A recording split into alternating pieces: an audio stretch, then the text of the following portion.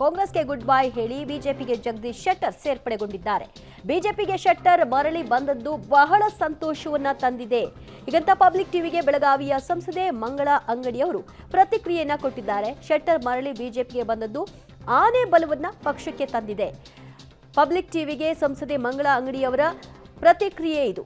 ಕಾಂಗ್ರೆಸ್ಗೆ good bye ಹೇಳಿ ಬಿಜೆಪಿಗೆ ಶೆಟ್ಟರ್ ಬರ್ತಿದ್ದ ಹಾಗೆ ಹಲವು ಬಿಜೆಪಿ ನಾಯಕರು ತಮ್ಮ ಖುಷಿಯನ್ನ ವ್ಯಕ್ತಪಡಿಸಿದ್ದಾರೆ, ತಮ್ಮ ಅಭಿಪ್ರಾಯಗಳನ್ನು ಹೊರಹಾಕಿದ್ದಾರೆ. ಆ ಪೈಕಿ ಮಂಗಳಾ ಅಂಗಡಿಯವರು ಕೂಡ ಮಾತನಾಡೋ ಮೂಲಕವಾಗಿ ಅವರು ಪಕ್ಷಕ್ಕೆ ವಾಪಸ್ ಬಂದಿರೋದು ಒಂದು ರೀತಿ ಪಕ್ಷಕ್ಕೆ ಆನೆ ಬಲ ಬಂದಂತಾಗಿದೆ ಅನ್ನುವಂತಹ ಅಭಿಪ್ರಾಯವನ್ನು ಕೂಡ ವ್ಯಕ್ತಪಡಿಸಿದ್ದಾರೆ. ಅವರಿಗೆ ಮುಂದಿನ ದಿನಗಳಲ್ಲಿ ಪಕ್ಷ ಒಳ್ಳೇದು ಮಾಡುತ್ತೆ ಅಂತ ಕೂಡ ಹೇಳಿದ್ದಾರೆ.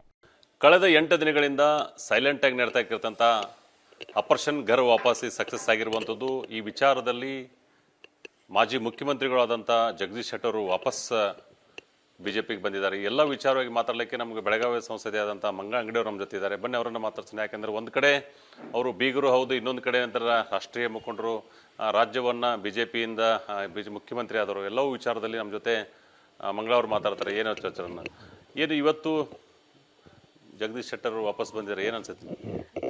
ಅವರು ವಾಪಸ್ ಬಂದಿದ್ದಕ್ಕೆ ಬಹಳ ಸಂತೋಷ ಆಗಿದೆ. ಯಾಕಂದರೆ ಅವ್ರು ಹೊಳ್ಳಿ ತಮ್ಮ ಮನೆಗೆ ವಾಪಸ್ ಬಂದಂಗೆ ಆಯಿತು.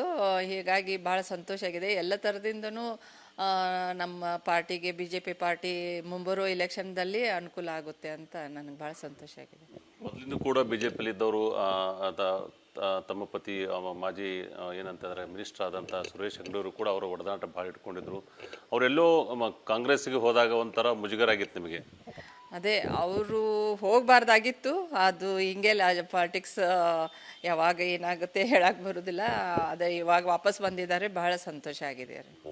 ಮತ್ತೊಮ್ಮೆ MP ಟಿಕೆಟನ್ನು ಕೇಳ್ತಾ ಇದ್ದಾರೆ, ಹಾವೇರಿ ಅಥವಾ ಧಾರವಾಡ ಕೊಡಬೇಕು ಅಂತ ಹೇಳಿ. ಅದ್ರ ಬಗ್ಗೆ ಇನ್ನು ಅಷ್ಟು ಗೊತ್ತಿಲ್ಲ.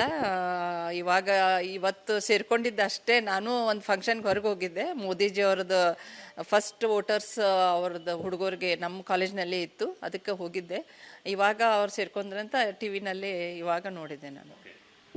ಏನು ಒಂದಿಷ್ಟು ಮಾತುಕತೆ ಮಾಡ್ತಾ ಇದ್ರು ಆ ವಿಚಾರದಲ್ಲಿ.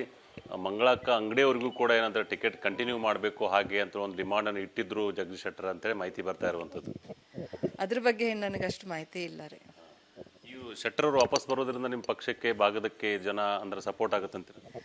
ಪಕ್ಷ ಅವರು ಮೊದಲಿಂದ BJP ಕಟ್ಟಿದವರು. ಅವರು ತಂದೆಯವರು ಹಿಡ್ದೇನೆ RSS ನಲ್ಲಿದ್ರು. ಹೀಗಾಗಿ ಅವರು ಬಂದಿದ್ದ ಪಕ್ಷಕ್ಕೆ ಬಹಳ ಅನುಕೂಲ ಆಗುತ್ತೆ. ನಮ್ಮ ಚುನಾವಣೆಗೂ ಅನುಕೂಲ ಆಗುತ್ತೆ. ಇವಾಗ ಇನ್ನೂ ಏನು ಮಾತಾಡಿಲ್ಲ ರೀ. ರೀ ಇವನೇನು ಮಾತಾಡಿಲ್ಲ. ಸೇರ್ಪಡೆ ಹೋಗಿದ್ರು ದಿಲ್ಲಿಗೆ, ಅಷ್ಟೇ ಗೊತ್ತಿತ್ತು. ಇವಾಗ ಅದೇ ಟಿವಿನಲ್ಲಿ ತೋರಿಸಿದ್ದೆ ನಮ್ಗೆ ಗೊತ್ತು. ಇನ್ನೂ ಏನು ಮಾತಾಡಿಲ್ಲ. ಇಲ್ಲ, ದಿಲ್ಲಿಗೆ ಹೋಗಿದ್ದು ಗೊತ್ತಿತ್ತು ಅಷ್ಟೇ. ಸೇರ್ಪಡೆ ಆಗೋ ಸಂಬಂಧ ಹೋಗಿದ್ದಾರೆ ಅನ್ನೋದು ಮಾಹಿತಿ ಇತ್ತು ಅಷ್ಟೇ.